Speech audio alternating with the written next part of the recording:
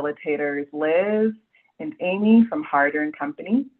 And before we open up our evening officially, I would just love to pause. We would love to pause and take a few minutes to walk through, before walking through our usual housekeeping slides, to go over instructions for translation in both Spanish and English. Reina, would you be willing to go over those instructions at this time? Absolutely, thank you. I will start in Spanish. Muy buenas tardes a todos. Bienvenidos a esta reunión. A través de esta reunión vamos a tener interpretación simultánea. Para acceder a la interpretación simultánea, si usted está en una computadora, usted va a seleccionar el icono que aparece un mundo abajo de su pantalla. Después de seleccionar el icono que aparece un mundo, usted va a seleccionar su lenguaje de preferencia. En este caso será español. Y le invitamos, justo abajo está la opción para silenciar el audio original y después estará lista para participar en esta reunión. Le invitamos a someter o hacer cualquier pregunta en su lenguaje de preferencia. Puede también hacer preguntas a través de la función de chat y aquí estaremos para apoyarle.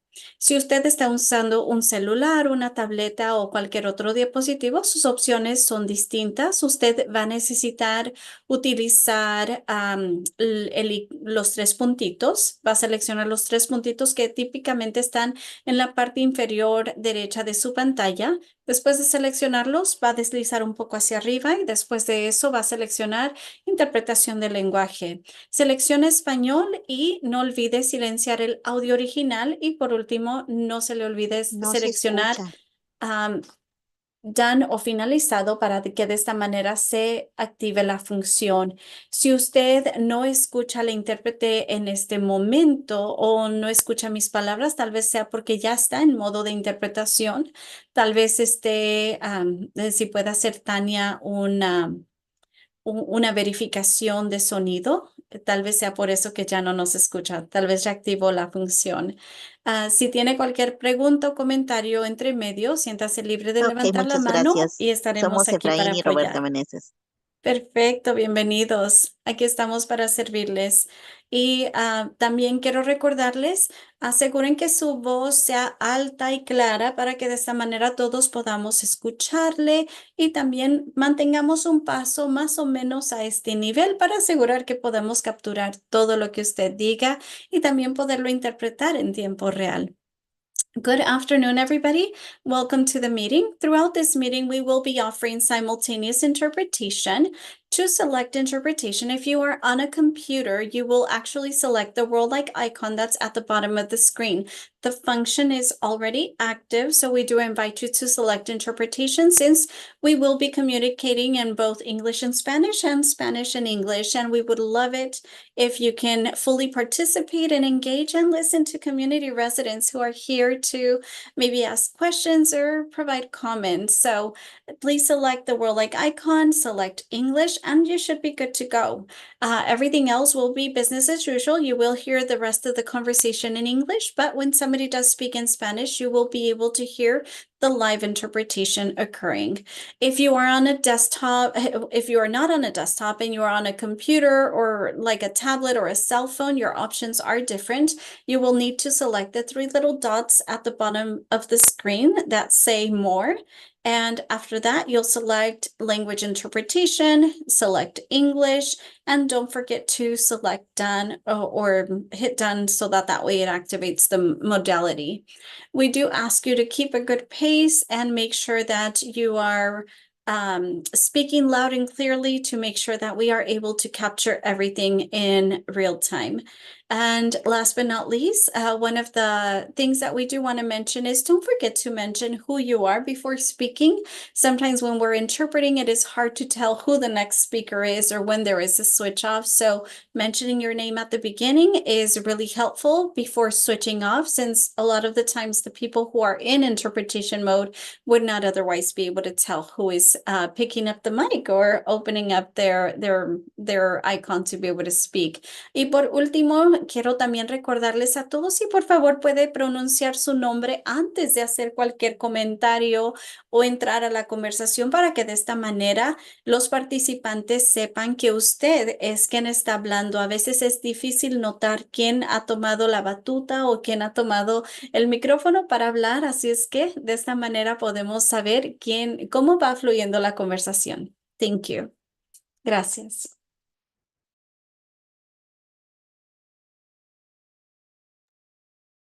Thank you so much, Elena.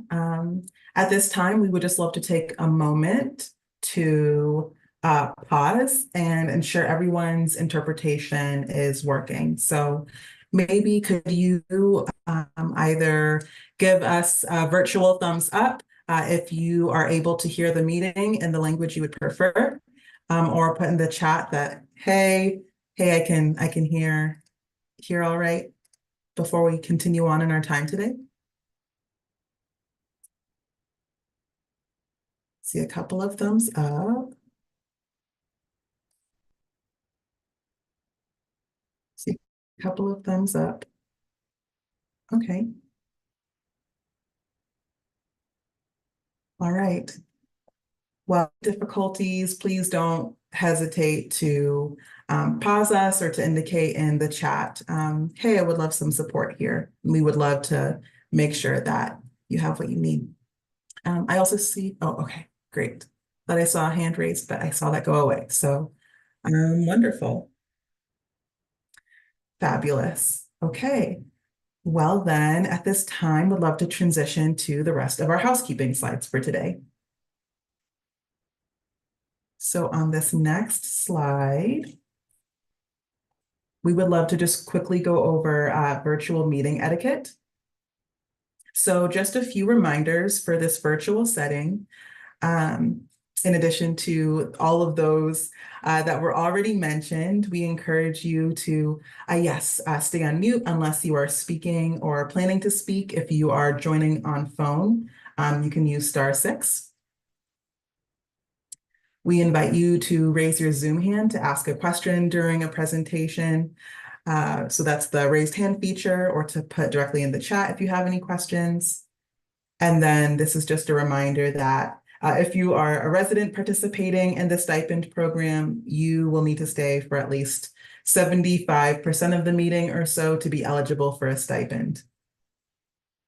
And so our meeting does officially start at 5:30, so that would mean going until 7 o'clock to be eligible. And so with that, just a few highlights from our general guidelines for how this meeting works and how we want to engage well and meaningfully together. We would just love to encourage everyone to, as part of helping us meet the meeting goals, to focus on solutions, opportunities, and trying to maintain a productive dialogue. In addition, we are a fairly large group, so we want to make sure that everyone has a chance to participate. So we encourage you to, if you tend to talk a lot during meetings, we still want to hear your voice, but just be mindful of that. And we invite you to just make sure that you are leaving space for others to speak if you find yourself in this category more often. And if you are someone who tends to find have a harder time sharing thoughts during meetings, and you have something to share, we invite you to take up more space as you feel comfortable and are able to share your thoughts and ideas and questions with the group. And so we also always just want to remind folks that we want to center our time together in our common ground and our common humanity and dignity. And so we are humans before any other roles or positions that we have.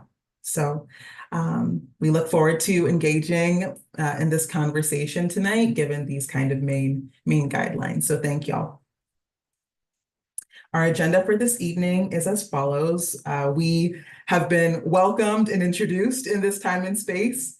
After this, we'll plan to transition to talking about our agenda item tracker, talking about the meat of our conversation today, or the bulk of our conversation today, which will be the SERP incentive measures budget discussion. And then before we finally finish up with our standing updates and our next steps in agenda setting. portion of the meeting before doing our final public comment. Any other questions before we transition today?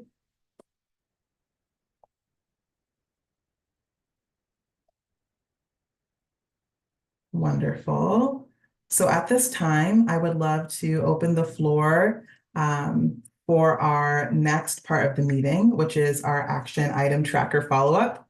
And so as a reminder, facilitate transparency and accountability, our team and the AD continuously and systematically update these action items via this tracker to ensure that the community's requests are documented and that you can stay informed on the progress towards implementing your suggestions. And so as a reminder, at the end of our meeting and at the end of every meeting, we do try to share action items and encourage you to add any action items that you notice, hey, that should be tracked. As Nancy provides updates, please feel free to ask for any clarification via chat or using that raised hand feature. And any items that need follow-up will be noted and addressed either in this space or at a future meeting. So thank you so much. And Nancy, take it away whenever you're ready. Thank you, Michaela. And I did go ahead and share in the chat the action items, just in case anybody would like to follow. Oh, and really quick, this is Nancy, and I'm going to be reading the action items for tonight. And so, as I was saying, I went ahead and dropped down the link that has the action items in the comments. And I am going to go ahead and share my screen.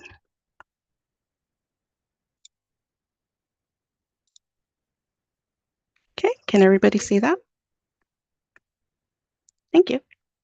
Okay, so this is just a routine check-in, and these action items are all from the previous CSC meeting.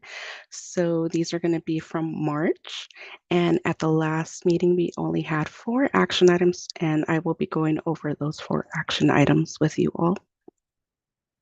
So to start off, we do have the in progress. And so we had a few concerns regarding the Foster Farms poultry farm. And so we are currently investigating this, and we'll continue to follow up with this action item and give an update at a future air monitoring when we do another presentation. And so moving forward, we do have the Air District will provide more detail update on the mobile air monitoring van. So we did have a few questions regarding how it works. And so at the next CSC meeting, at an upcoming meeting, the Air District will update the CSC regarding testing new mobile air monitoring equipment. And so I know that we typically have the mobile air monitoring van at in-person CSC meetings, and I am certain that they will be there for the May in-person meeting. And so that would be a perfect time to ask away any questions that you have, or if you would like to learn more about what and how the mobile van operates. Okay, so returning back, and so I'm going to move on to the comment noted section of the action items. And so we did have 2 previous comments noted, and so one of them consisted or regarded the mobile air monitoring van, and that is to place it on the western boundary, so near Edison High. And the Air District can work with the CSC to identify potential monitoring locations during winter to better try and understand sources of wood burning.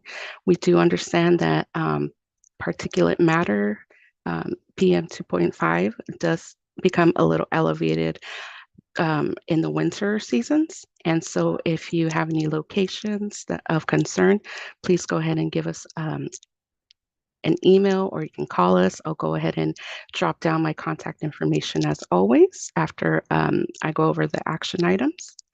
And lastly, At the previous CSC meeting, we did have CARB give an update with suggestions for locations for potential roadside vehicle inspections. And so if you do have any suggestions, please go ahead and email Eric Bissinger at arb.ca.gov.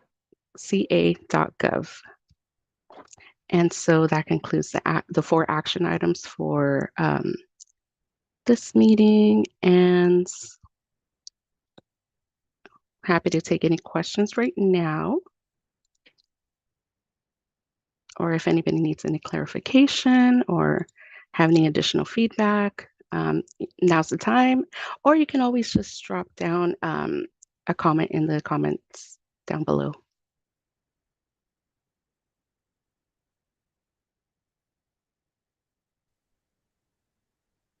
So I don't see any raised hands or yeah, so if there's no questions right now, I can pass it back to you, Michaela.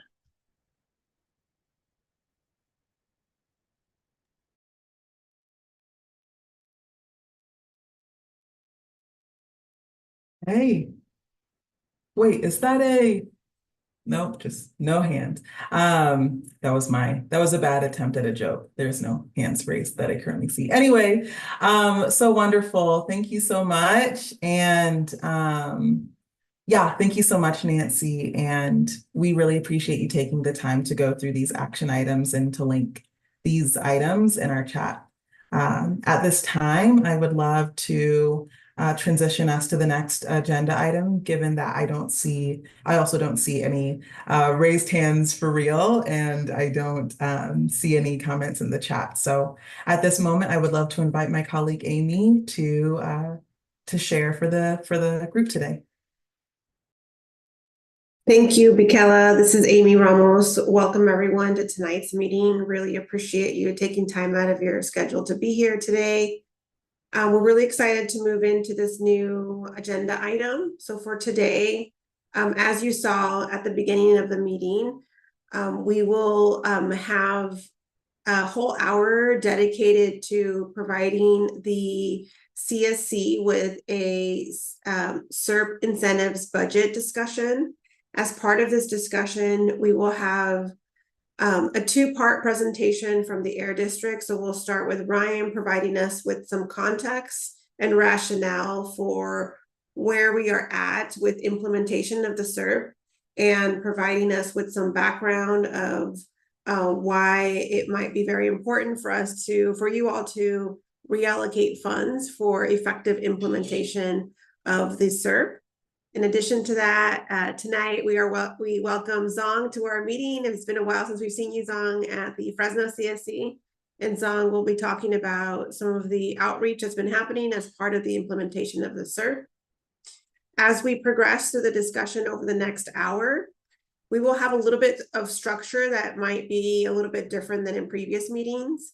That is, we will make time to talk first about one of the SERP implementation updates, talk about the progress, talk about the current budget allocations, and then we'll pause to be able to facilitate a discussion from all CSC members about how you all are feeling about continuing to move forward with the direction that the SERP is moving towards, or if you all would like to potentially discuss reallocating funds in a particular direction. We will be sure to provide you with the proper instructions, to provide you with enough guidance so that you can help the Air District really respond to the direction that you all are hoping that this SERP implementation moves towards. With that said, I will pass it to Ryan to kick us off with this SERP presentation. Thank you so much, Amy, for the great intro to this conversation. Thank you to everybody that's here tonight. And I'm going to go ahead and at this point share my screen.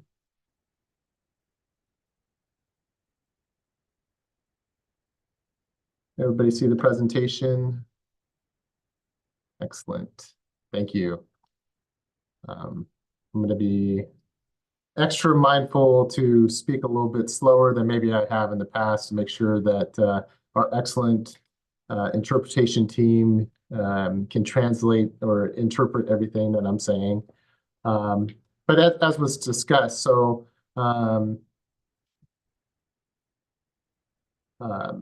just kind of a little bit background.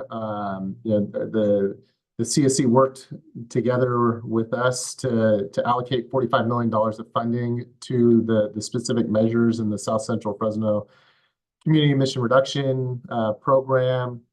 The measures that were identified in totality are expected to reduce 278 tons of PM 2.5 and 1,662 tons of nitrogen oxides, which become ozone. There were 20 incentive-based measures, 9 enforcement and permitting measures, 13 outreach measures, and 6 land use and partnership measures in the community emission reduction program.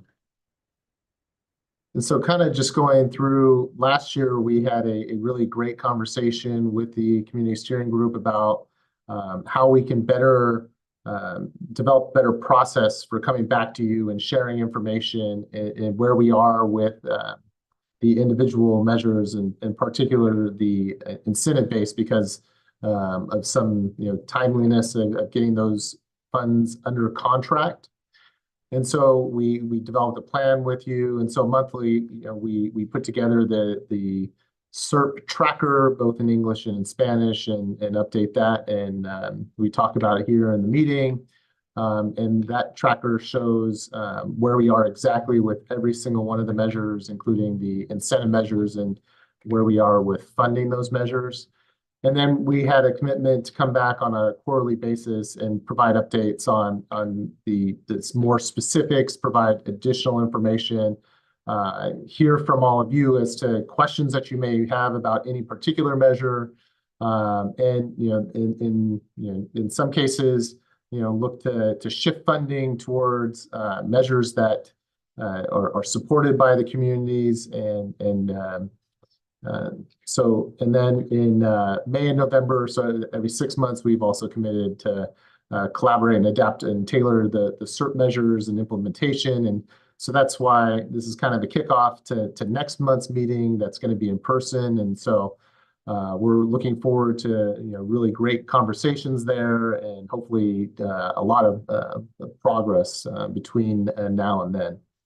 And then in September, we have the annual report that's due, that's required for us to work with all of you in putting together the annual report and submitting that to the California Air Resources Board. Any questions about anything on that?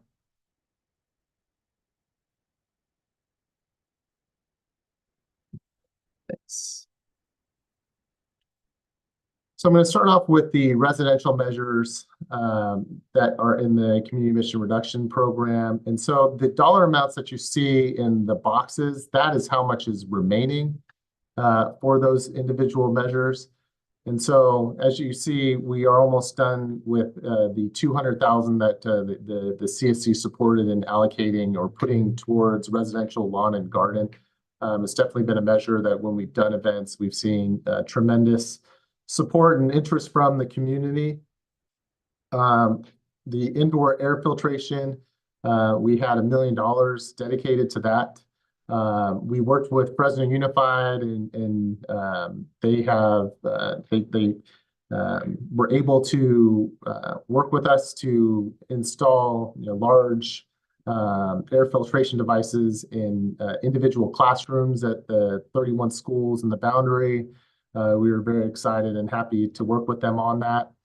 But as you see, there's still a considerable sum of money left in that measure.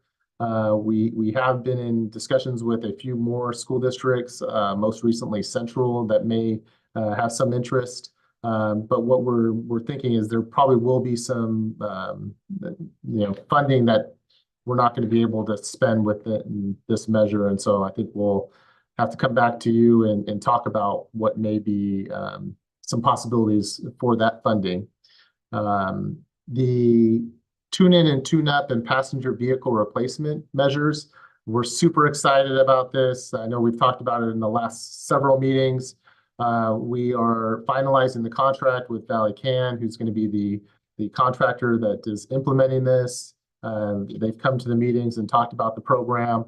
We're planning to recommend at the end of this meeting, maybe to have them come to the in-person meeting and do some work there and kind of in conjunction with this program opening. And so the next measure is the wood burning device replacement.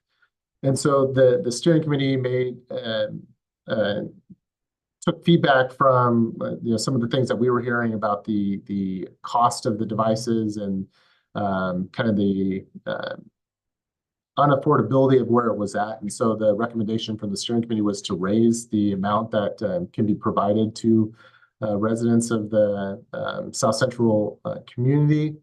And so we did raise that, and we're still seeing that there's a considerable amount of money left in this. And so we've been working with retailers and others to, and with the community steering committee to spread the word on this and try to get people to take advantage of this. The summertime is usually when the retailers get more out in the communities. It slows down a little bit for them, and that's when they do a big push to try to get people to sign up and take advantage of this program. And so we're definitely looking to work with them over these next several months and hopefully see this number increase. So on the next slide, I'm going to go into specifically about the residential lawn and garden. And so because of the interest that we've seen and the desire, what we were thinking about would be to possibly shift $100,000 from the locomotive replacement measure to support an additional 200 mowers, and then doing another in-person exchange event as a way to do some more work within the community and something that we know there's a lot of interest and desire from the community for this type of equipment, and try to align it with the summer months where we're seeing a lot of the ozone and other emissions that get generated, and the equipment that they're replacing oftentimes are in an hour of runtime, a lawnmower can emit an equivalent emissions of driving from Los Angeles to Las Vegas in a newer vehicle. And so it's a lot of emissions, and all those emissions get generated right there in the community when people are using them. And I definitely probably don't need to explain it to all of you. I mean, when your neighbor's mowing their lawn with those older lawnmowers, I mean, everybody in the neighborhood can smell it, and the smell that you're smelling is emissions, and so when we have an opportunity to remove those, it's always a good thing. We definitely don't want anybody to feel pressured. These recommendations are more just to start the conversation. This is definitely, if people have questions about this and they want more information for us, some of the purpose of this is to we'd be able to bring it back, and then maybe in the in-person meeting share additional information and make a determination at that point. But want to hear from you and see a few hands. So yeah, thank you, Ryan. This is Amy. I'm going to pass it to Lilia. Lilia, if you can go ahead. Sí, buenas tardes a todos. Tengo una pregunta relacionada con los filtros. ¿Qué garantía tienen los filtros para que la luz en los hogares no aumente? He recibido quejas de algunos residentes que desde que están usando el filtro, lamentablemente el recibo de luz ha subido bastante. Entonces, no sé si les está beneficiando o los está perjudicando. Entonces, nomás quiero preguntar si es una garantía de que luz no es a consecuencia de que el bill le subió por el filtro o no.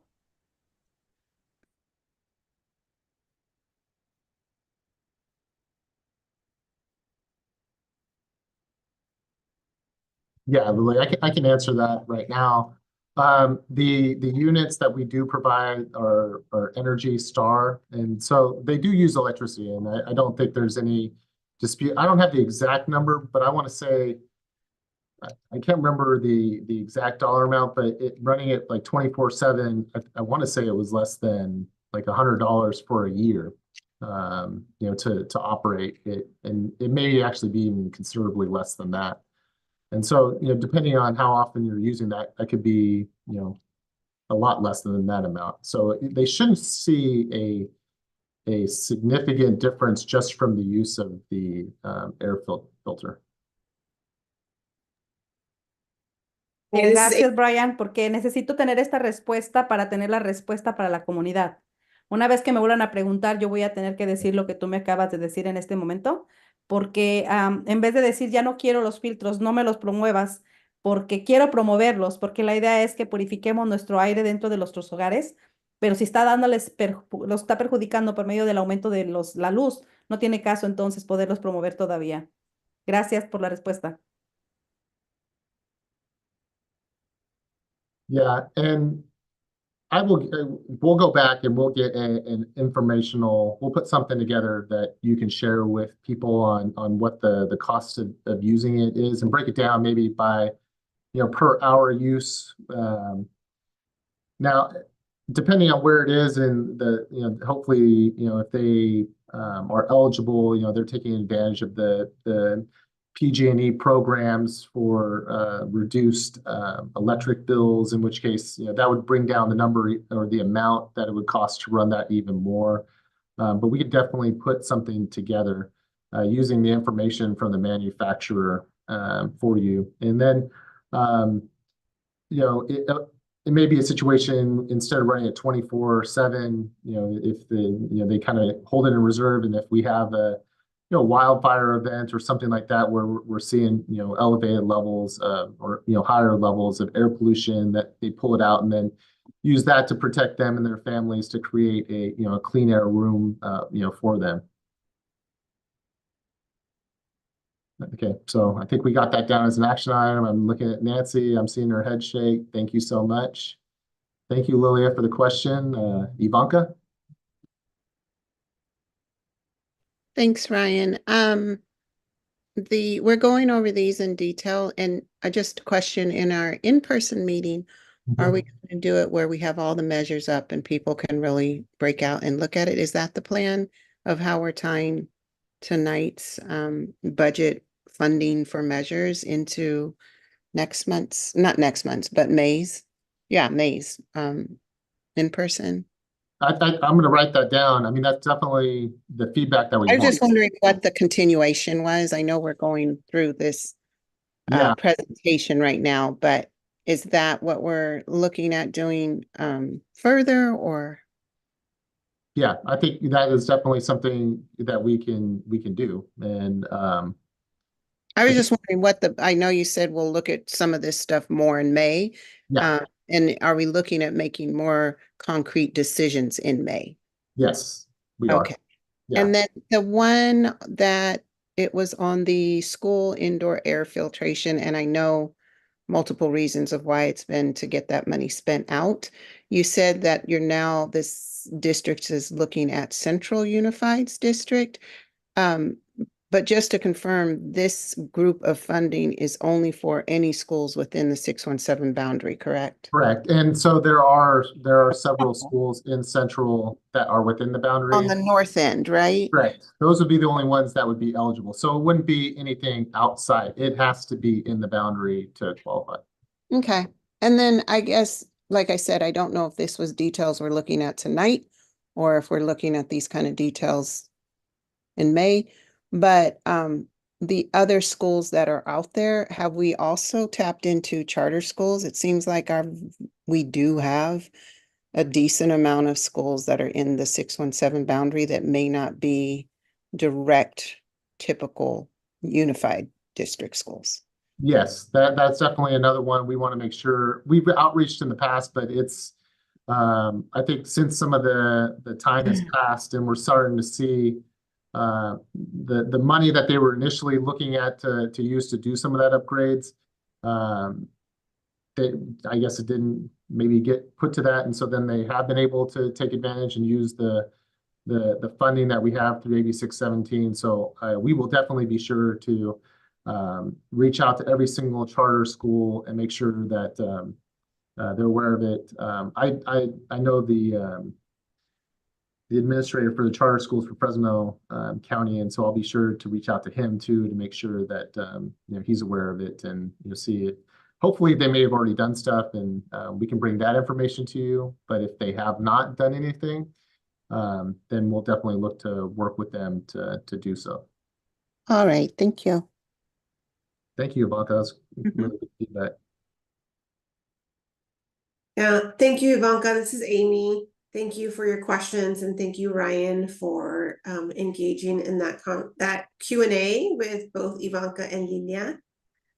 So what I'm hearing as your facilitator for tonight for this agenda item is that the Air District is recommending that there is an official shift of $100K from locomotive replacement measure to support 200 additional mowers and new in-person exchange events.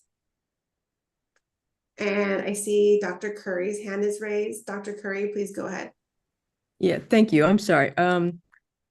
Surrounding this question of changing the allocation, what would that do to the estimated reduction in emissions? Because it would seem that if we're trying to replace locomotives, that there would be a good deal of emissions that we would expect to have reduced. And how does that compare with switching the funds from there and putting it into the residential lawn and garden? So do we have a comparative amount of what the change would be in the estimated reduction? That's a great point, Dr. Curry. I don't have the specific numbers from this. Kind of what we've experienced we've reached out to pretty much everybody that has a locomotive, and the locomotives that we're focusing on here are not the line haul. So like the ones that you see running up and down the valley, the feedback from the steering committee when we added this measure was that it was initially put in there focused on line haul. And the understanding, how much benefit would actually be focused and received in the community, the feeling was that funding could be better used on other measures that would benefit more directly the community itself. And so early on, we basically said, when we're looking at that funding, that we would look to spread it to other measures. And so that's kind of the process that we've been doing, and we've reallocated, for example, to urban greening and vegetative barriers, and to kind of support the wishes of the community steering committee. Yeah, I understand the concept of reallocation, but I'm asking because if the numbers of estimated reduction is based on us replacing locomotives, then the calculation has to be adjusted to reflect that there would be a change. And I'm curious as to what that change would be and what the community benefit would be. Yeah, that's a good point. And I'll go back, Dr. Curry. I don't remember if we actually added in the emissions from those locomotives, just because it was so early on that we got the feedback from the steering committee to look to move that funding. If it has not, we'll definitely bring back that information for the community steering committee. Yeah, I think in the same vein, if we're reallocating it to residential lawn and garden, what are the proposed emission reductions that we are gaining from that?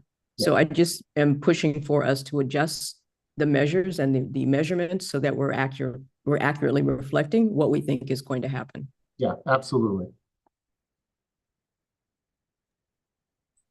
Thank you, Dr. Curry. This is Amy. I'm going to pass it to Bill to ask your question. Go ahead, Bill. Yes, I was just wondering on the lawnmower program, does that also apply to those backpack blowers?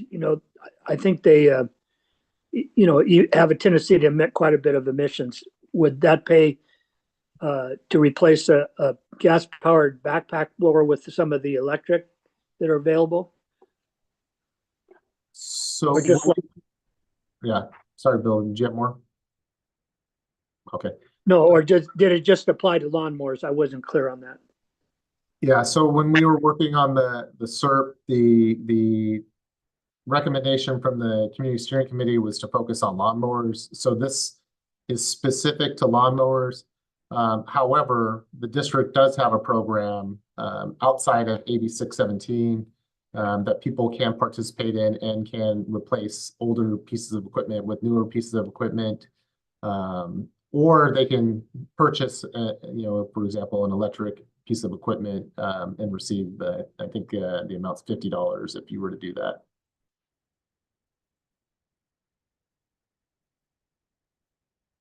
But this specifically is only for lawnmowers. Thank you. Uh-huh.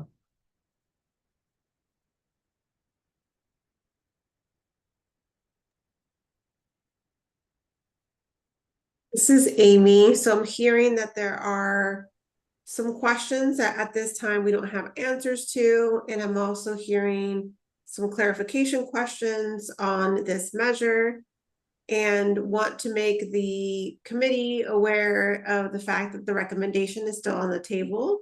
So wanting to hear other questions that you may have, or any other kind of recommendations that you have. How are you feeling about this recommendation? Any opposition to having the Air District move forward with this recommendation?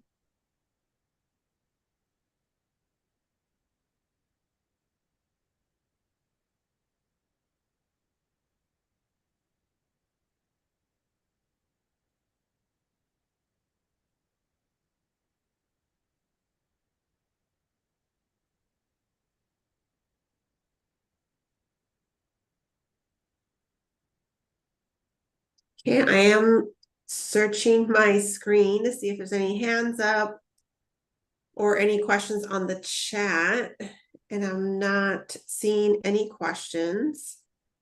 So at this time, the Air District is proposing that this recommendation move forward unless there is opposition from the committee. And that recommendation is to agree with shifting $100,000 from the locomotive to support 200 additional mowers and a new in-person exchange event. Yeah, the one thing on that, Amy, in hearing Dr. Curry, I don't, before, her wanting or, needing the information about the emissions differences, or if she would, still be supportive of the shift, and then just us providing that information, it'd be good to understand that.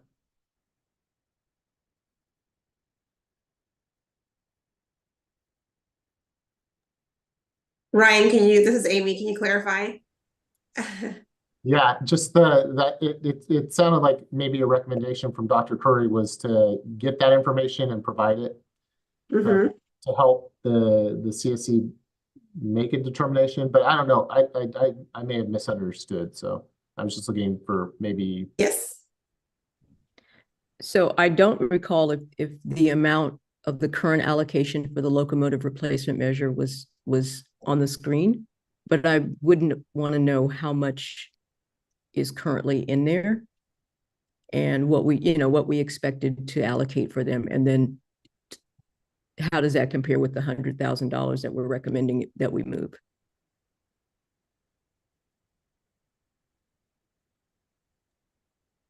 Thank you, Dr. Curry. Do you have that information, Ryan, tonight? Or should we pause No, this? I have to go back and I want to double check the math myself. I remember thinking that it was addressed, but I am not going to say 100%, and so I definitely need to go back and with the team and double check all the math just to make sure it's all accurate and correct. Well, I really just am curious about the scale, and what did we initially allocate for this measure, and then how does that compare with the $100,000? Did we allocate $100,000 for it totally, or was there 10 times as much, just so that there's a sense of scale of what we would be moving? in terms of this measure still staying in the SERP. Yeah.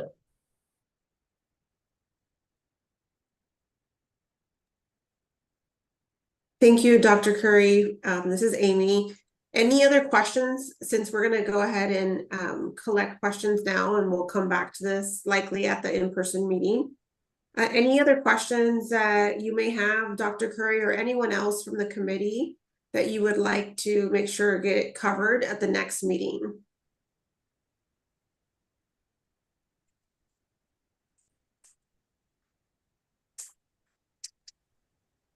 Well, I'll offer one final question on this particular issue, and that is, what are we anticipating we will spend in terms of this particular measure? Are you suggesting that there's no one interested and the money will just be there unless we reallocate all of it? Or are you suggesting that we just need more time or another process to pursue, those who are interested in receiving the money? So that would be helpful for me to know whether or not this is going to be a full reallocation of the funds. Yeah, so the locomotives, we have a locomotive measure in several of the community emission reduction programs, for the Valley communities. And it's been one of the most challenging to get participation, and there's several factors for it. Right now there's not a lot of equipment available. A lot of it's still in the testing phases. It hasn't been, like, some of it hasn't received final approvals for the specific way that would be used. And so some of it's just timing. We were, I think, 4 years ago, we were hopeful that the technology would be further along and more readily available, and people would take advantage of it. Then there was some other complicating factors that happened. The California Resources Board adopted a regulation for locomotives, which was then challenged, and lawsuits were filed, and so there's that is kind of being worked out. And so I think some of the things that we were thinking would work to our advantage in helping move this along kind of got delayed. And so we are, even though we've been outreaching and talking with the locomotive and the people within the boundary that are using this equipment, we haven't seen a lot of interest. We've been able to change out some older switcher locomotives, which aren't the line haul, but they're the ones that basically move around the individual cars that businesses use. And so we've had some success there, but the line hauls, we definitely haven't seen interest from people. And in addition to the fact that a lot of the emission reductions that would result from their use wouldn't happen in the community itself; it would happen in other areas.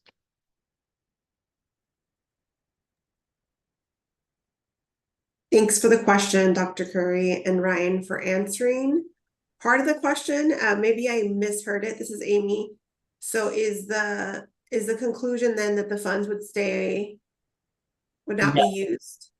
There's a potential, and I mean, there's definitely in listening to the community, there's a desire to move these things forward and see, if we're not seeing success in other areas. One of the commitments we made was to bring it back to the steering committee. And do we continue to try, even though we've been maybe told repeatedly that they're not interested, or do we look to take that funding and identify areas outside of that where we can put it and use it and have benefits in other ways?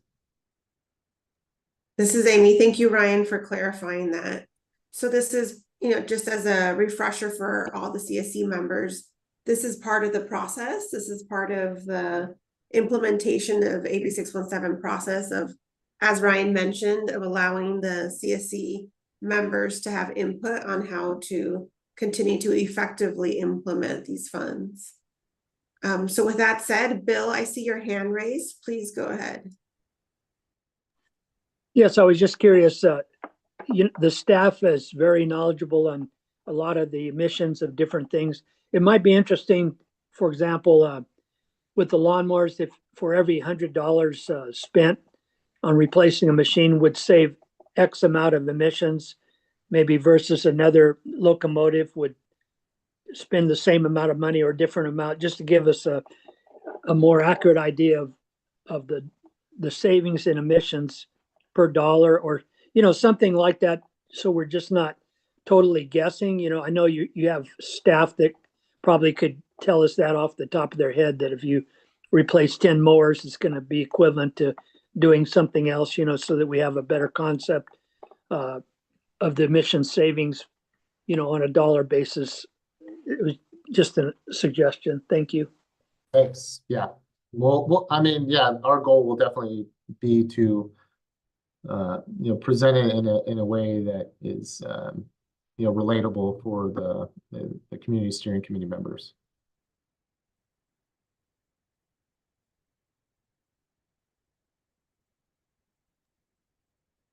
All right, I think I'll move on to the next slide. Yes. Thanks for the discussion.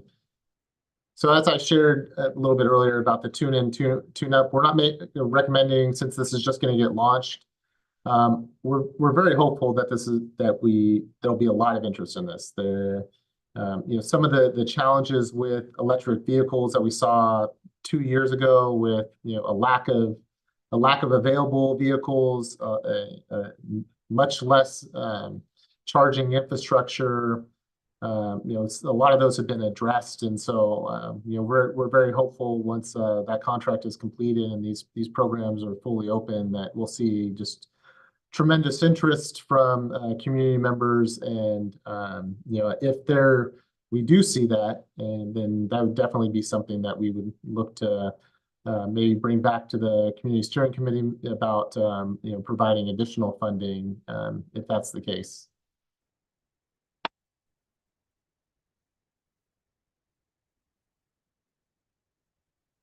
So, and like I said, I think this is something that we would like to bring back to the in-person next month. And, we have some ideas on, what we may do at the in-person meeting, maybe actually hold, invite Valley Can to actually hold an event, at the same time, and invite people to come, and then, CSC members can see in person how it works, and, use that as a tool to further get interest in the and hopefully participation.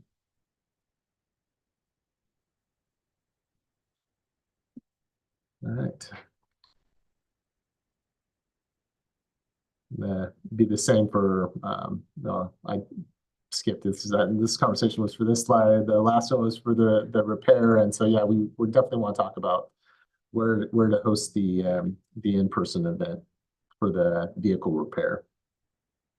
Sorry for flip-flopping the two.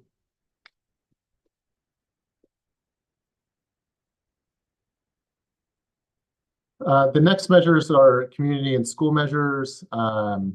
Some of the measures, commercial lawn and garden, we still have the funding amount. We were able to get a piece of equipment. We still have funding, and this is we're still communicating with schools, city, county, and other people that use this type of equipment to spend that funding. I think we shouldn't have any issues finding partners to use that funding. The EV mechanic training,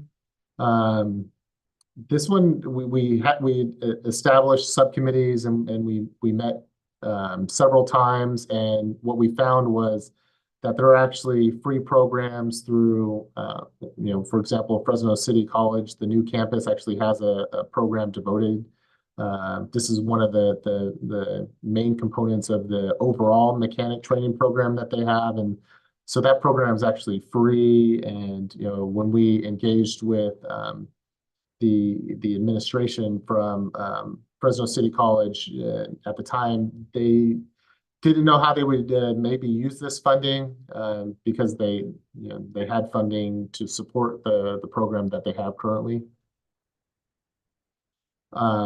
The funding for the heavy-duty truck rerouting has been spent, and as all of you have seen, the vegetative barriers, that money is under contract with Tree Fresno and working with the Central California Environmental Justice Network. The school air filtration is on the slide as well, where we are with that. And then electric school buses. I just realized I flip-flopped the school air filtration and the residential. So thank you, Lilia, for getting the question in the right spot, and I apologize for bringing it up in the wrong place. So this is actually the funding amount working with the schools, and so yeah, there's still $841,000 for schools in the community. The $640,000 was for residential units within the community, and so we still have a lot of work to do there. We're just kind of steadily seeing the progress with the residential units, but yeah, there's still quite a bit of funding there. And then thank you for everybody's efforts. Like, really excited about the electric school buses, that all of the funding is committed, and we're just waiting on the buses themselves. And so we're hearing differing timeframes on delivery of those, up to a year. So it's it may take a little bit of time for those to be delivered, but it's in the process.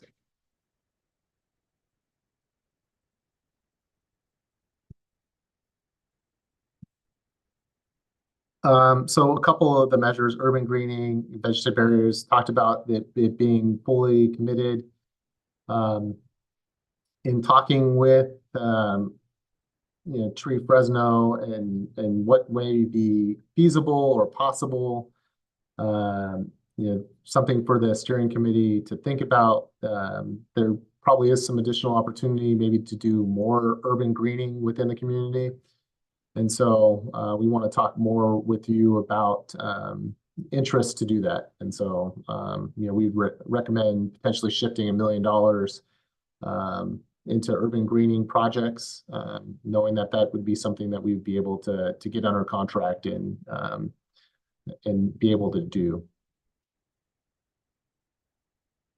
There's a couple upcoming tree planting events, and some of this was as of this week, and we got information that some of these are tentative, and Tree Fresno regularly provides updates and emails, and so if any of this were to change, we would definitely share that out with the community steering committee. But yeah, there were a couple of events that they were looking at, April 20th and May 11th, and I heard that they may be looking to do an event on April 26th or 27th, which is a vegetative barrier event. And so, we'll provide the community steering committee with more information as we get that.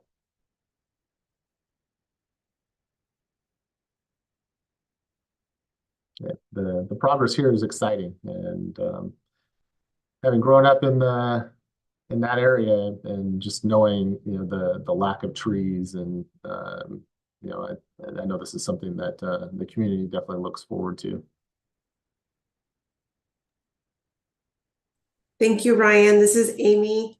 So just to clarify here, we are seeing that there was $1 million committed to or allocated for urban greening, and it's fully committed, so therefore it will be spent. Mm-hmm. Same for vegetative barriers, and the ask is to shift an additional $1 million to support additional urban greening projects. Yeah, and so if the steering committee thinks that's a good idea, then we would go back and kind of look at where that may come from, and with the feedback from Dr. Curry, I think we look at what potential impacts it would have on emission reductions, and also bring that information. But at this point, we just wanted to, in general, know if the steering committee is interested in hearing more about that, if they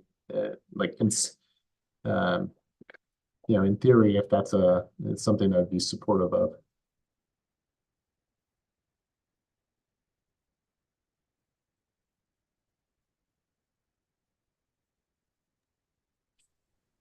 Yes, this is Amy. Go ahead, Dr. Curry. Yeah, thank you. So I would be curious to know, like, how did we come up with the 1 million that we want to shift? Like, what does that equate to in terms of the number of, trees or whatever barriers that we're talking about? How many do we expect that 1 million to cover? And where are we looking at potentially placing those? And again, I would say the same thing, just, being able to adjust our estimates so that they accurately reflect the amount of reduction that we really expect to see, and having those comparative numbers. Yeah.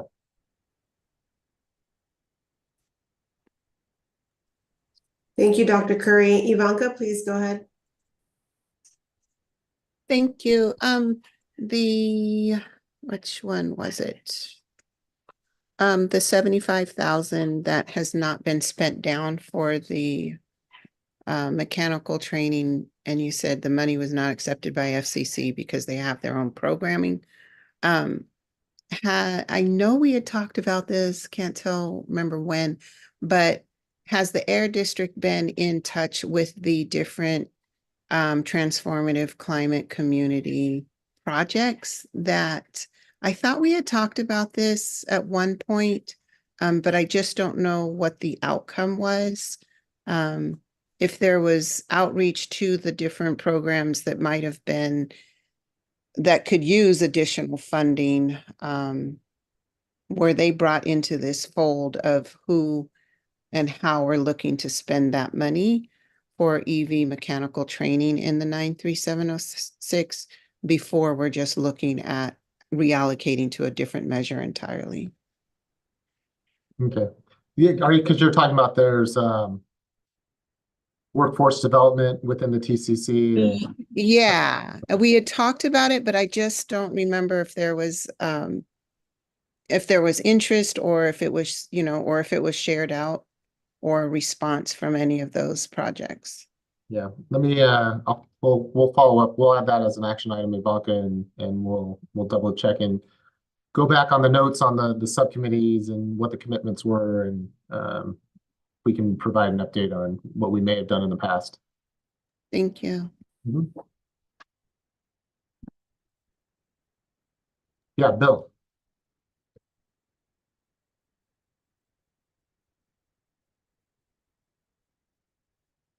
This is Amy. Hi, Bill. Go ahead. I think you're on mute if you're talking.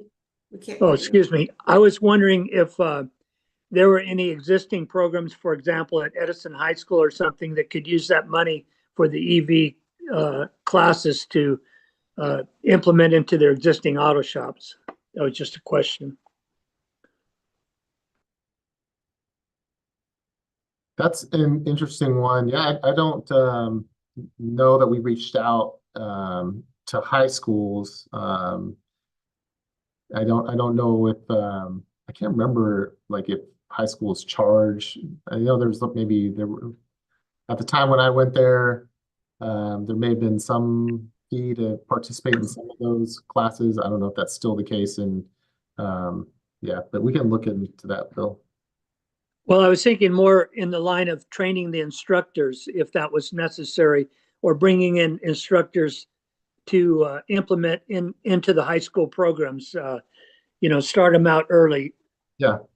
That was kind of not particularly, I know that the kids aren't getting charged to go to school, but perhaps the school districts need funding in order to either hire additional auto shop teachers that have that capability, or train the ones they have so that they could include that in the existing classes, or perhaps they want to create new classes for the EV auto shop training, get them started early, before they're, trouble is, if a mechanic has got a job, for him to take time off his work to go to a class at City College, it might not be practical. However, a high school student, if he could learn that as an elective or put it into his existing curriculum, we might get a head start on it. If funding would help to facilitate that into the high school program. That was all I was trying to ask.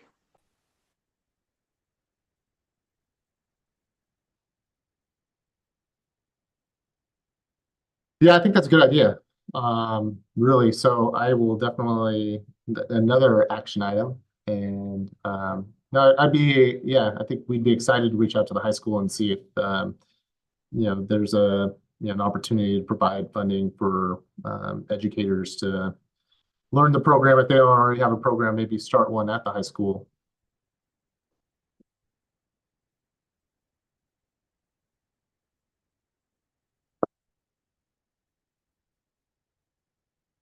Okay, thanks.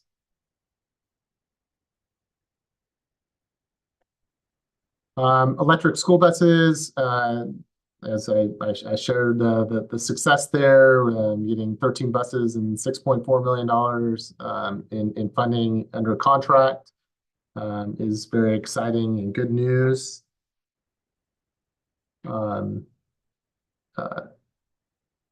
The school air filtration has the amounts on there.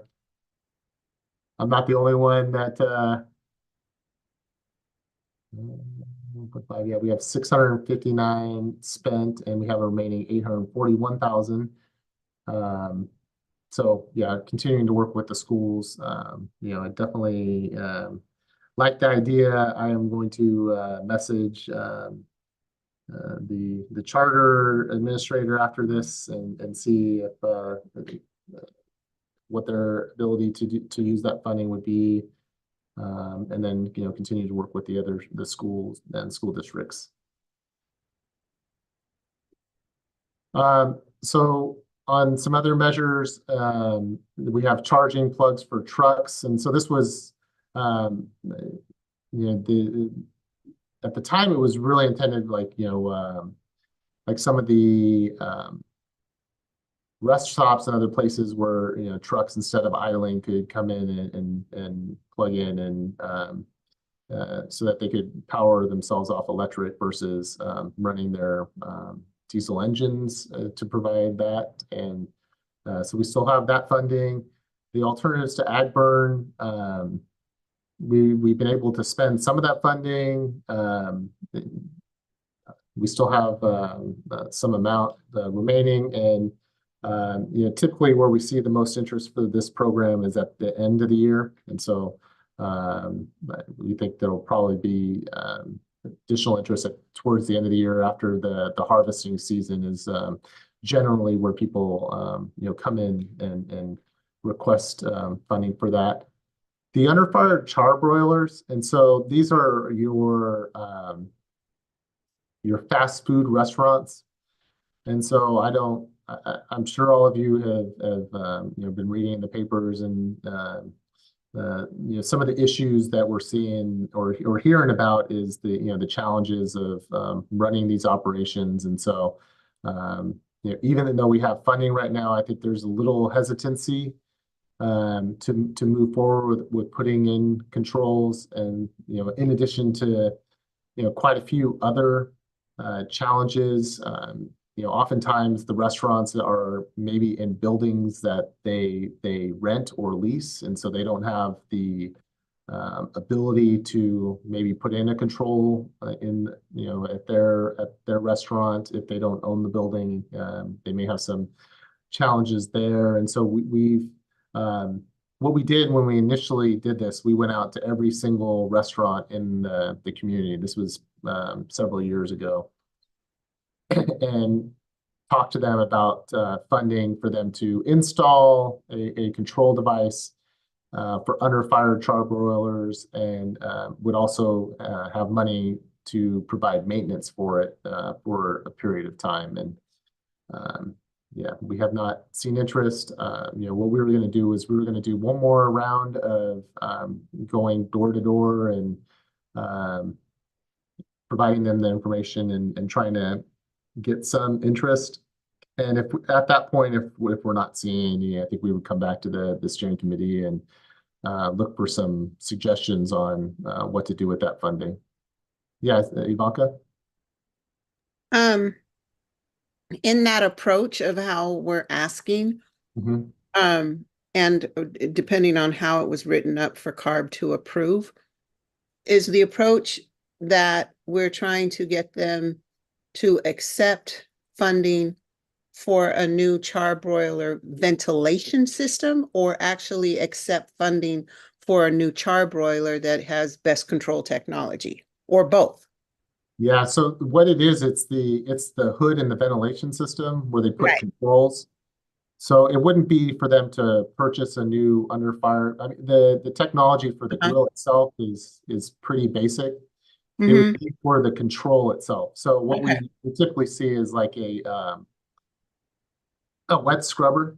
And so basically there's a mist in the device, and it knocks down the particulates when it gets in there. And so that's the typical control.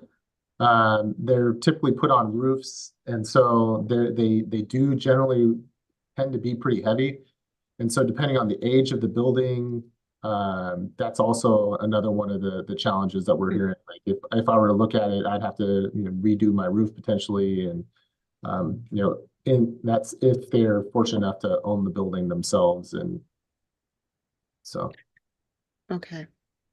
Thank you. But yeah, we're definitely committed to trying again and see. But then once again, I think immediately after that, if we're not seeing the interest, to come back to you. Dr. Curry? Yeah, I'm having some concerns about the measures that are not really finding success, like with business measures that really involve larger scale projects and much more money. My concern is that we don't find that they're interested, and that ends the conversation. And so we then end up moving the money to smaller projects where we can get buy-in, but it also doesn't have the same impact in terms of emission reduction. And so the incentive process doesn't seem to be as effective. And I'm wondering what other measures we have besides just offering people money to sort of do what is in our best interest. Yeah, that's a good point, Dr. Curry. And I think that's where it is a multi-pronged strategy. And, the state, has since our district, we don't have authority over the mobile sources where a lot of those emissions are coming from. The state has been actively adopting rules and regulations to address some of this. It passed the Advanced Clean Fleet, the truck and bus omnibus regulations. They passed a train regulation as well, which I talked about a little bit earlier. But yeah, it's definitely, we've seen a lot of successes in getting people to do this. I think some of the issues that we found, I think if there was more equipment readily available, I think we may have seen more interest. I think some of this has to do with timing too. And so, one of the things that we're fortunate with is, if we get people under a contract, we would have time to work with them to get that equipment. But the big thing is getting them to agree to do that. And so it is challenging though. Well, I'm reminded of how hard it was to get the school, Fresno Unified, to accept the money for electric buses, and how that was a process where we just kept knocking on the door, asking them to please take the money and do something productive with it. Yeah. And I'm really challenged by this idea that the biggest industries that are impacting most of us are really still just being asked to participate in a meaningful way. And we just keep offering money. And I don't feel like that is nearly as effective as a combination of other measures and other means, and utilizing and amplifying whatever leverage that we have. Because if we're depending on them to sort of pivot and do something different without any leverage, I just don't see that happening. And I see this as then becoming kind of a circular experience where we have money, the state offers money, we offer it to people, they say, no, thank you, I'm not interested. We reallocate it to something much, much smaller, and we never actually get to any real substantive changes. So I would be interested to figure out, how do we add some pieces to this incentive model? How do we support what regulations there are in a different way that actually puts some teeth into following the laws, but also, we're not trying to disrupt businesses, but we are trying to improve the quality, their quality product or the way that they provide services. So I just don't see this as being extremely effective. And it's just challenging to keep hearing how no one's interested and we just, stand down. And that's not for lack of trying from the work that you've done, but it is just a critique of the incentive model and how it only works if people want it to work. Yeah. And yeah, I appreciate what you're saying, and I'm not going to dispute it. The one thing I'll share, some of this stuff is going to take care of itself. Like, for example, I mentioned the advanced clean fleets, that those requirements are going to start requiring business owners to start transitioning their fleets. And, it's going to be happening in the foreseeable future. All those requirements start kicking in for replacement vehicles. And so, whether they take the incentives or not, change is going to happen. Ivanka? Yeah, I think as an action item, I agree with everything that Dr. Curry just said. As an action item, whether it's something we look up and steering committee members sign up for in our May meeting, but if there are these buckets of measures that have major remaining funding hasn't been touched, all of those need to go into a subcommittee discussion to actually discuss what are the things that have been tried and what do we need to do to try something new. Because in my mind, I don't know how the Air District has done the outreach to these individual businesses, but we need a bigger discussion of, are we bringing in corporate? Are we trying to publicly shame them when they say they're going green, but they really aren't, when this is an opportunity that has money behind it? So I think there's just a deeper discussion, and we could put a lot of these measures before we're deciding to ship off the money and reallocate to something else. See if we can find other actions that just haven't been thought of that we need to try, or try some again, or, be more persistent in some way. Yeah, I think it's great. Yeah, I love the idea.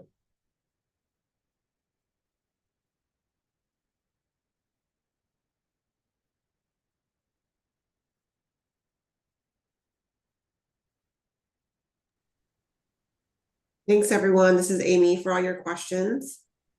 I think, Ryan, I've not seen any more hands raised or comments in the chat, so we can go to the next slide. Okay, thanks. So one thing that we do have a lot of funding is for public fleet vehicles. And, we are starting to see people, this is typically where everybody's working on this. So we may start seeing more applications coming in. But right now it's pretty limited. It's only limited to basically your light duty, like commercial, like passenger type vehicles. And so, one of the things that we know are also within the community, are fire trucks, transit buses, other emergency vehicles that may be able to use this funding if we were to consider making a change to the project plan to allow funding for those things. When these pieces of equipment are used, sometimes the engines are extremely old in the pieces of equipment. And so being able to transition them to zero emissions, could have the potential of a lot of emission reductions. We're starting to see a lot more transit buses, converting to zero emission. And so, being able to provide more funding for that, is also a possibility.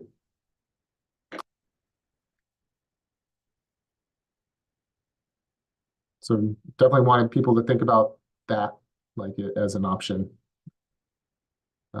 Kind of to both Dr. Curry and Ivanka's point.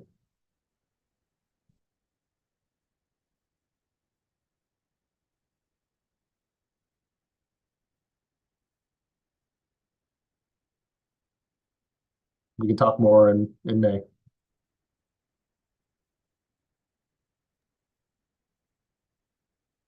And so I think at this point, I'm done with my portion of the presentation and would turn it over to Zong to talk about the outreach that's been going on. Thanks, Ryan. I'll just leave my screen up. Yeah, that would be Unless awesome. you want me to take it down and you want to show your screen. No, this works. It's just one slide. So thank you so much, Ryan. Good evening, everyone. My name is Zong, and I just wanted to share some of our outreach events that we've been going to and what we can look forward to in the next month. So looking at this slide here, this is actually a picture of us a couple years ago, I think maybe 2 years ago, when we were out at a meeting with the Fresno BHC, their intern program, and we will be back out there in May. And that's our last bullet right there. But coming up, I will be out on Friday at a Parent University Family Engagement Bootcamp. So this is where a lot of the schools and principals, their home liaison personnel will be there. So I'm hoping this will be a great opportunity to talk to administrators and share with them the AB 617 program, as well as just our resources available on air quality. And then let's see, the next one will be on April 25th, and that's going to be at Kirk Elementary. They are going to have an open house, and we'll be there to share information again with parents there. And then Under the Sea at Carnival at King Elementary, they actually were supposed to have their carnival this month, I think, earlier a couple weeks ago, but then due to weather, they had to postpone it. So that will be for May.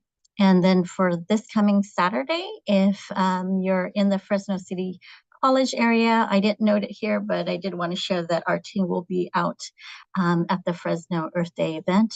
Hopefully it doesn't get rained too much, rained out. But if you are in the area, we will be there as well. So that's pretty much it. That's pretty much it on our outreach update in terms of our upcoming events. And just a quick reminder, you can see all of these events on our outreach events tracker that is on the community page. And that's pretty much it for me. Did anyone have any questions? Or if you have any events that you know about, please share them with us. You can drop it in the chat or send us a quick email with information. Would appreciate it. Thank you.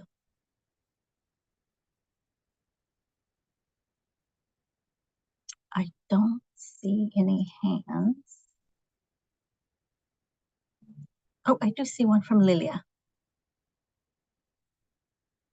Go ahead, Lilia. Sí, tengo muy malas noticias. El evento de nosotros del 5 de mayo lamentablemente se canceló.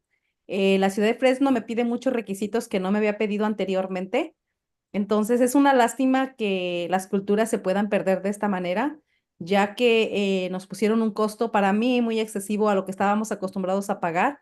Los eventos son gratuitos, nosotros no cobramos nada, pero de igual manera queríamos recaudar fondos para la organización, pero lamentablemente pues se canceló, ya que el año pasado para mí fue un éxito porque hubo bastante participación de la comunidad.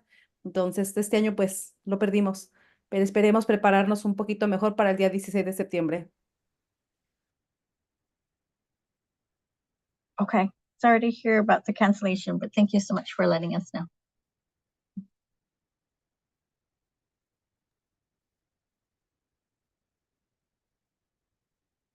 Dr. Kurt? Thank you. I'm wondering if I can pick up materials to have available for this weekend. Black Maternal Health Week has a health fair that's happening this Saturday.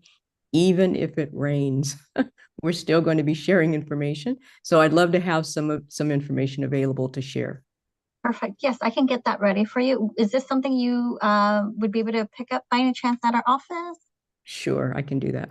Okay, let me know, and we can connect offline and let me know what day and time, and we can make sure that we have it ready for you to pick up at the front office. Okay, that would be great. Thank you so much. Sure.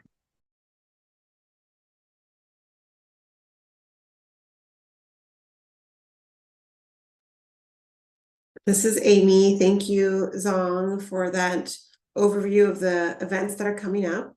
Are there any more questions about the events that are happening, outreach, in general before we move on to the next agenda item?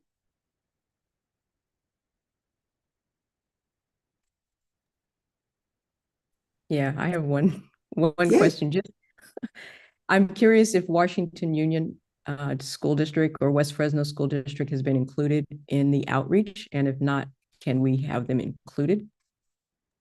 And then I also, and this is back to the air filtration in schools, but I'm thinking how valuable it would be if we had a list of those schools and we eventually could have some of the parents or families be able to provide information about how that's working for their students. So I'm thinking of kids who have asthma, who may have a real benefit that they can talk about or qualify from having the air filtration in their classes.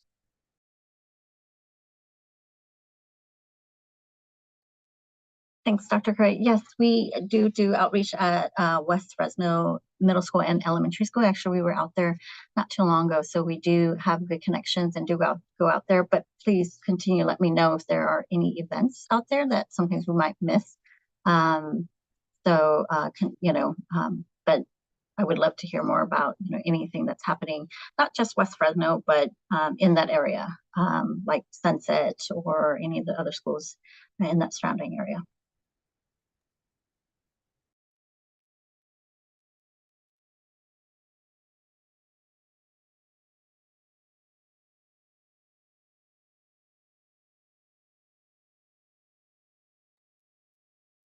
Thank you, Dr. Curry, and thank you, Zong, for all of those updates.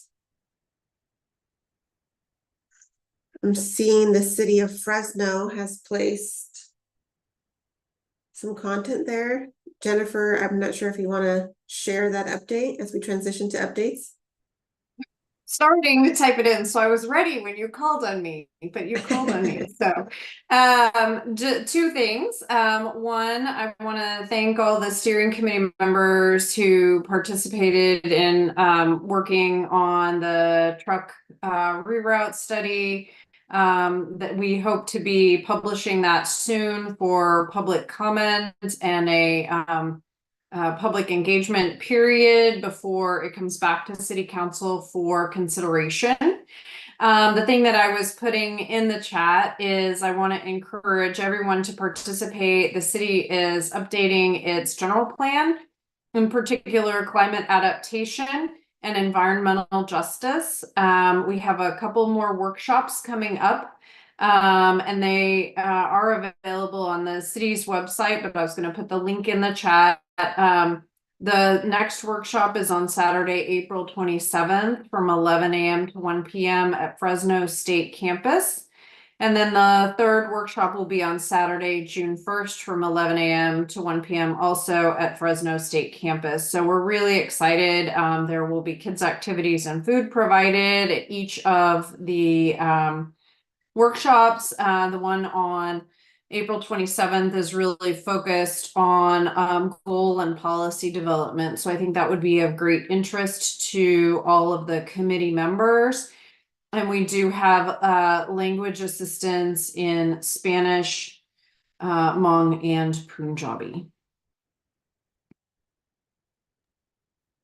This is Amy. Thank you, Jennifer, for that update.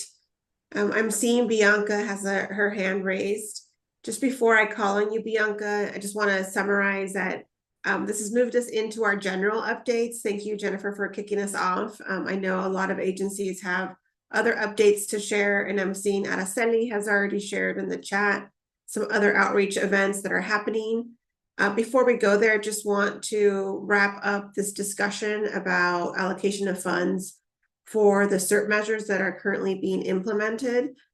Based on the feedback that we got during this meeting, we will be sure to have a discussion that goes into further detail at the May in-person meeting. And if voting can happen, it would happen at the in-person meeting in May. In addition to that, we heard loud and clear that there are some topics that need to be discussed in greater detail at subcommittee meetings. So these will be things that the Air District in collaboration with you all will be working on to ensure that they can bring them back to the next meeting. So with that said, I'll transition us to our general standing update so that all agencies can provide their general updates. and my colleague Liz will walk us through that. And while Liz gets ready to transition us, just want to invite Ivanka to share your question or your comment that you had at this time. Thank you. It was for Jennifer. Hi, Jennifer. On the truck reroute study and for Air District, is the final draft going to come back to the CSC for discussion before it goes out to the general public for engagement period? So what was communicated to me to share with the group, Ivanka, was that we would let the CSC know when it was available for public comment. However, I will share back with the team that they'd like that the CSC would like to hear it first. That sounds great. Thank you. Okay, absolutely.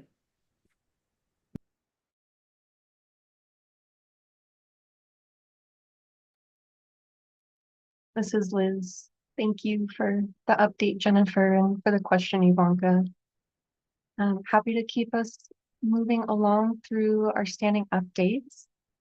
I think next up we have an update from the Air District. I believe Nancy has an update to share with the group.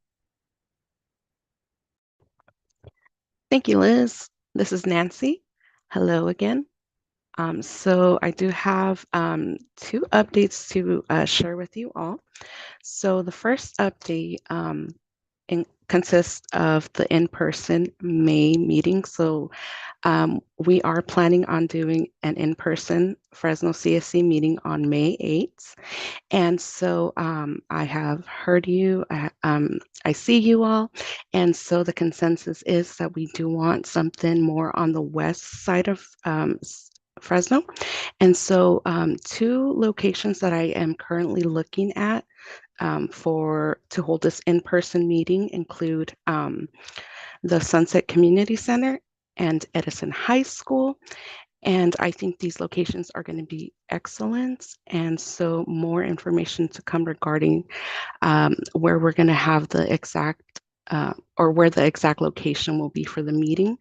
But most importantly, I wanted to also ask you all for recommendations about the food.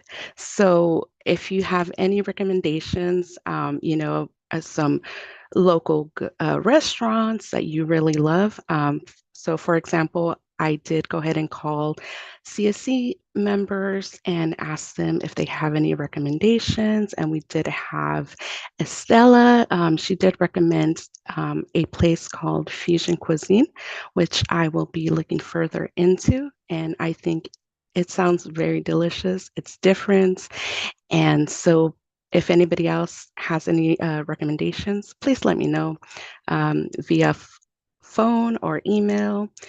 And also the other update that I wanted to bring you all is we did go ahead and send a notification or an email notification around March 20. And this is for an event, one of the very first events that we are going to hold. And it's called Community Clean Air Day.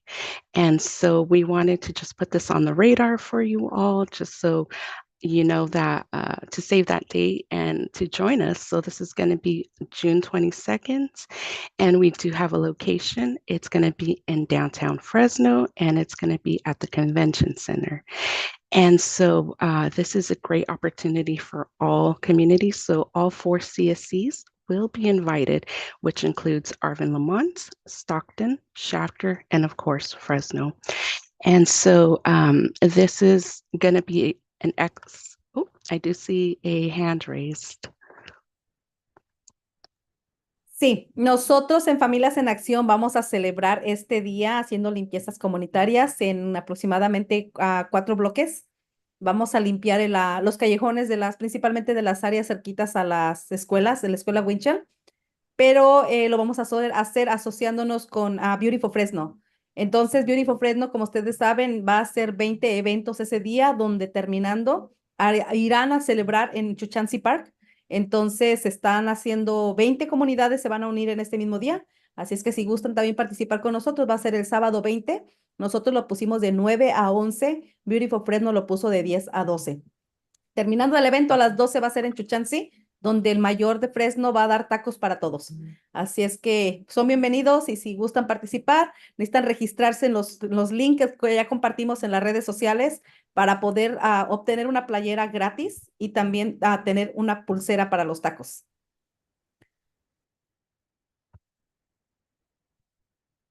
That sounds wonderful, Lilia. Thank you so much. And I will go ahead and note that down. And so, just getting back to the Community Clean Air Day, this is a great opportunity for collaboration with one another to discuss ways to identify and bring opportunities and resources to our communities most in need. We will continue to update the CSC as we get more information, and we are going to be discussing transportation, stipends, and other event details. So more information to come. And if anybody has any questions about that, I'm happy to take any.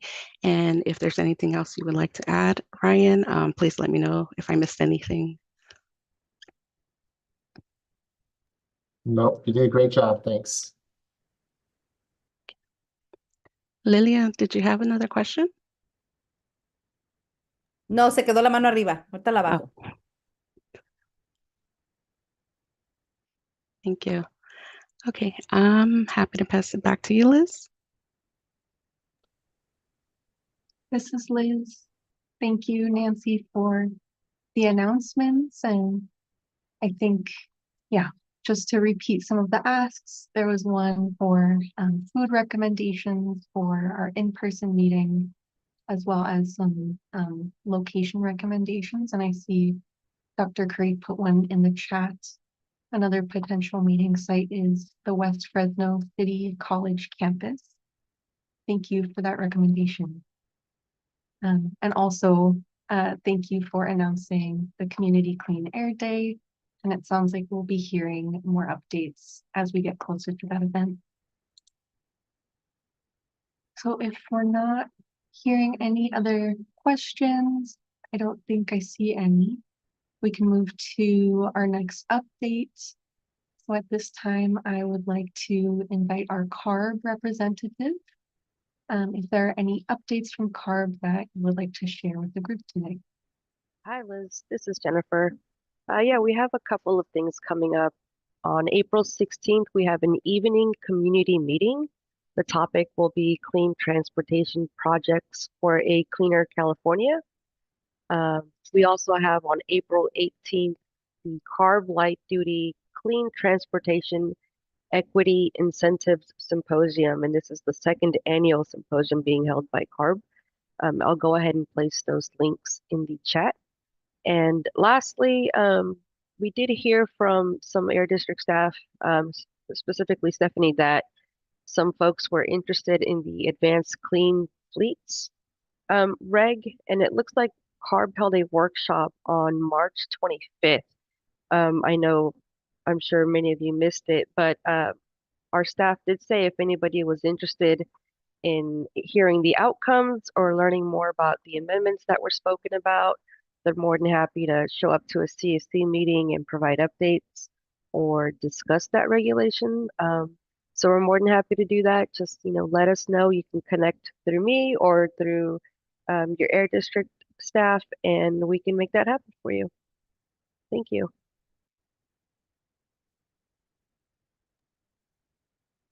This is Liz. Thank you for the update, Jennifer.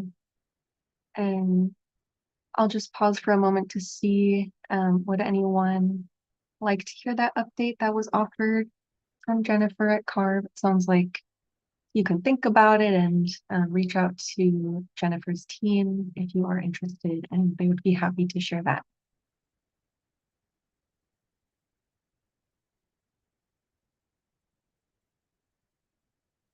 I'm not hearing any.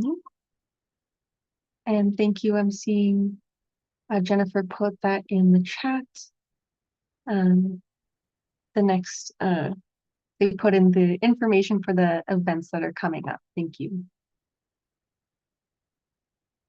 And so if there are no questions or comments for CARB, I can open it up to see if there are any other updates from anyone in the group right now that they would like to share before we close out our standing updates.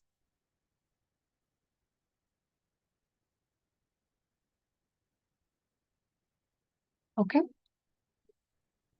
So I can move us along to our next steps and agenda setting. I will share my screen in just a moment to show those for everybody. Give me 1 second.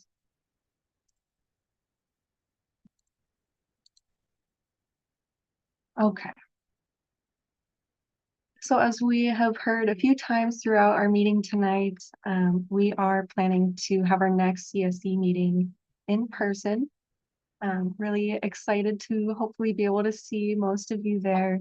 It'll be at our usual time at 5:30. Again, as we have mentioned in past meetings, we don't have our scheduled agenda setting meetings due to low attendance.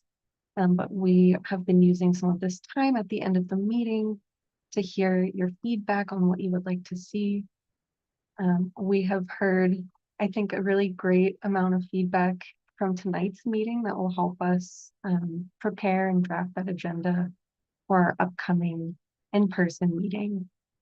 And so I think maybe I'll pass it to you, Ryan, if there are any other suggestions that maybe we didn't review tonight that you were thinking maybe we could have at our in-person meeting.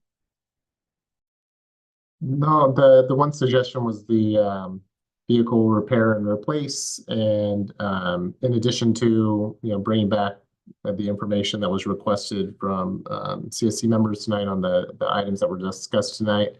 In addition to Ivanka's suggestion to not only provide updates on that, but look to update on other measures in the CERT.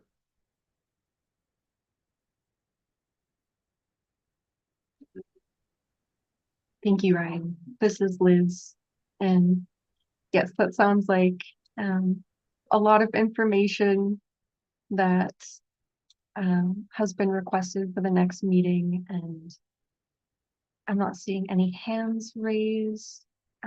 If there is, any opposition to that, we would invite you to share your thoughts, or if you have any clarification or any suggestions for anything else you would like to see at the in-person, please do let us know now. But if not now, there will be plenty of opportunities before the meeting to provide additional feedback as we start narrowing down the agenda to make it more tailored to what has been requested tonight. And so if I'm not seeing any hands or comments, I am happy to transition us to reading out loud the action items from this meeting. So again, just give me 1 moment while I pull up my screen.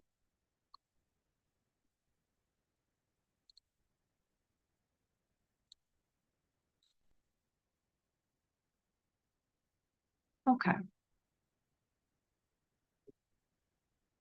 So the first action item, the Air District will develop a fact sheet using information from the air filtration manufacturer for CSC members to be able to distribute that information about the cost of use for those air filters.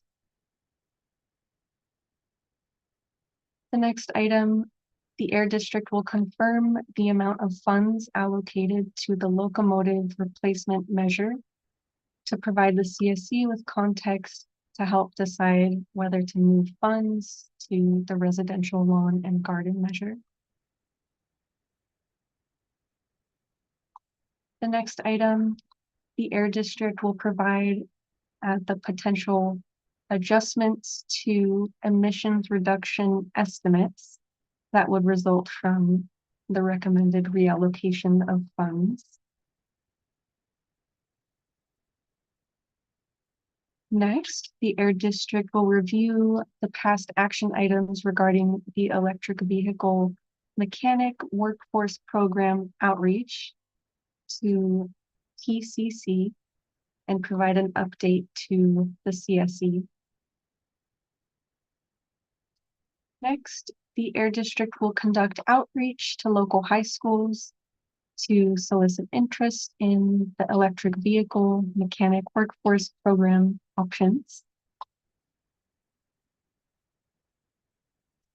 The next item, to inform decisions on whether to reallocate funds or change certain project pathways, the Air District will compile a list of previous outreach efforts that they have made to engage the community and businesses in these incentive measures. And the last action item we have here, the Air District will make event outreach materials available for Dr. Curry as requested to pick up at the Air District office. So that was, those were a lot of action items. Please do let me know right now, or if you catch anything maybe a little later. If anything was mischaracterized, please do let us know and we'll be happy to make any changes as needed to the action items. If there was anything missed too, please do let us know. So I'll pause to see if any hands come up or anything in the comments.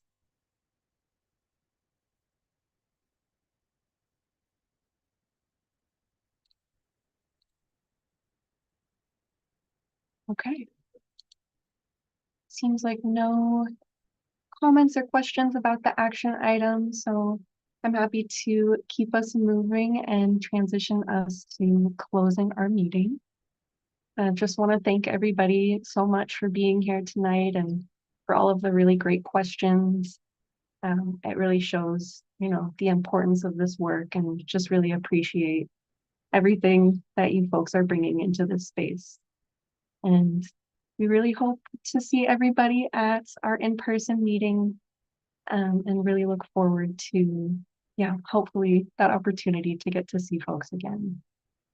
As mentioned, the draft agenda will be sent out to the committee with enough time for everyone to review and provide feedback. So we do encourage everyone to take advantage of that opportunity and let us know your thoughts. And so with that, I'm happy to pass it to Ryan to see if there are any closing remarks that you would like to share before we transition.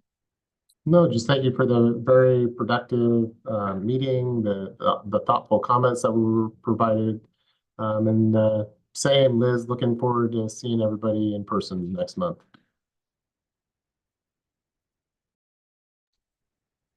This is Liz, and thank you, Ryan, and thank you again to everyone who played a part in preparing for tonight's meeting, and again for everyone for joining and providing your thoughtful commentary.